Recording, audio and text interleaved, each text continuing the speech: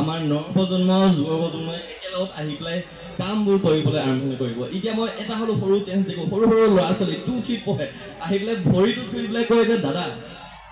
যেতিয়া মই কাম কৰিম আপোনাৰ নিচিনা কিবা এটা কৰিবলৈ চেষ্টা কৰিম শুনিয়ে কিমান ভাল লাগে এই যি কৈছো নহয় এই যি মোৰ সোণৰ অসম যেতিয়া মই কওঁ যে প্ৰতিজনৰ ডিষ্ট্ৰিক্ট সোণৰ অসম বেলেগ বেলেগ ধৰণৰ আপোনালোকৰ মোৰ তেখেতলোকৰ চবৰে ডিষ্ট্ৰিক্ট বেলেগ বেলেগ সোণৰ অসম তেনেকৈ মোৰ সোণৰ অসম হৈছে য'ত এজন মানুহে আন এজন মানুহক মৰম কৰে য'ত কাজিয়া পাচাল নহয় য'ত এজন মানুহে আন এজন মানুহক হিংসা নকৰে উন্নতি অকল চাই যে তই উন্নতি কৰ ময়ো নিজৰ কাম কৰি আছো তয়ো উন্নতি কৰি যা একো হিংসা ভাৱ নাৰাখে য'ত আমি জীৱ জন্তু মৰম কৰোঁ য'ত আমি গছ পুলি ৰুওঁ সেয়া হৈছে সঁচা অৰ্থত মোৰ বাবে সোণৰ অসম সেইখিনি কৰি গৈ আছো সেইখিনি কামে কৰি আছো আৰু সেইখিনি কাম কৰি কৰি মোৰ যি প্ৰজেক্ট সোণৰ অসম 2023ত আমি কিছুমান ঘৰ নিৰ্মাণ কৰিলোঁ বা সাজিলোঁ যিখিনি কৰিলোঁ 2024ত 50খনকৈ ঘৰ সাজিবলৈ ওলাইছিলোঁ তাৰে ভিতৰত 9খনকৈ ঘৰ আমি সাজি তুলিলোঁ আৰু বাকী 41খন ঘৰ চেষ্টা কৰিম শেষৰলৈকে কৰিবলৈ 2024ৰ শেষৰলৈকে কৰিবলৈ আৰু তাৰ পাছতে হৈছে এবাৰ উজনি অসমৰ প্ৰথমখন এনিমেল শেল্টাৰ য'ত আঘাতপ্ৰাপ্ত যিবিলাক জীৱ জন্তু ৰাস্তাত পৰি থাকিব আঘাত পাই থাকিব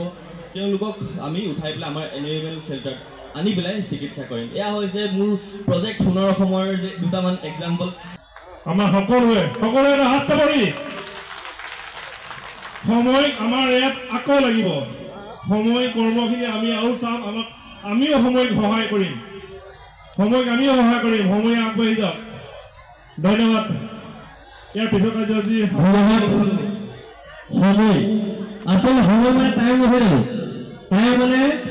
প্ৰতিটো সময়তে আমাক সময় লাগিব জীৱন এই যে আমি যেতিয়া জীৱন বুলি কওঁ এই জীৱনটো কেৱল আমি এবাৰে পাওঁ এই জীৱনটো আমি কেতিয়াও ঘূৰাই নাপাওঁ এই যি মা দাদা ভাইটি আমাৰ ঘৰৰ মানুহ আমাৰ লগৰ এতিয়া যাৰ লগত আমি আহিছোঁ বিহু যে গান গাব তেওঁলোকে আমি যে নাচিম সেই মুহূৰ্তখিনি সেই লগৰখিনি আমি কেতিয়াও ঘূৰাই নাপাওঁ তেওঁলোকে যেতিয়া গুচি যাব ন তেতিয়া মনত পৰিব যে আৰু অলপ সময় কটোৱা হ'লে এই যি মায়ে কয় যে আমাক বাবাটো শুনটো ভাত খালি নাই ঘৰলৈ যে অপেক্ষা কৰি ৰৈ থাকে ল'ৰাটো কেতিয়া আহিব ভাত লগতে খাম বুলি যে ৰৈ থাকে ৰাতি 12টা-1টালৈকে এই যি মাগৰাকী যেতিয়া গুচি যাব তেতিয়া অনুভৱ হ'ব যে মা কি হয় যে বুকুত যে পিন মাৰিব নহয় তেতিয়া অনুভৱ হ'ব যে মা কি হয় আমাৰ দাদা হওক দেউতা হওক তেওঁলোকে যে সোধে পইচা লাগে নেকি বুলি পইচা আছে নে লাগে নেকি 2 টকামান লৈ যায় বুলি কওঁ এই যি দাদা আমাৰ যি দেউতা যদি গুচি যায় ন তেতিয়া অনুভৱ হ'ব যে আৰু অলপ থকা হ'লে আৰু অলপ দি কথা পতা হ'লে আৰু অলপ মৰমত কথা পতা হ'লে সেইকাৰণে কওঁ যি পাইছোঁ আশে পাশে ভালদৰে কটাওক খং নকৰিব আনৰ ভালটো ভাবক আৰু তেনেকৈ আগবাঢ়ক আৰু এই জীৱনটো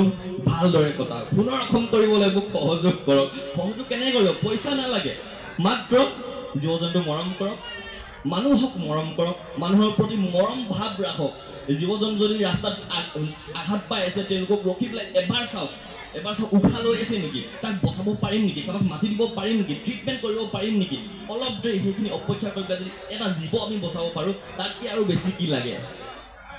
আচলতে জীৱনৰ অৰ্থটো বুজাবলৈ বহুত টান কিন্তু এনেকৈ পাৰ কৰি যাম যি পাম কি পাম নেপাম নেজানো কিন্তু ৰাইজৰ বাবে কিবা নহয় কিবা এটা কৰি যাম যেতিয়া গুচি যাম এজন হ'লেও মানুহৰ প্ৰতি যাতে মনত থাকে এনেকুৱা এটা ল'ৰা আছিলে বুলি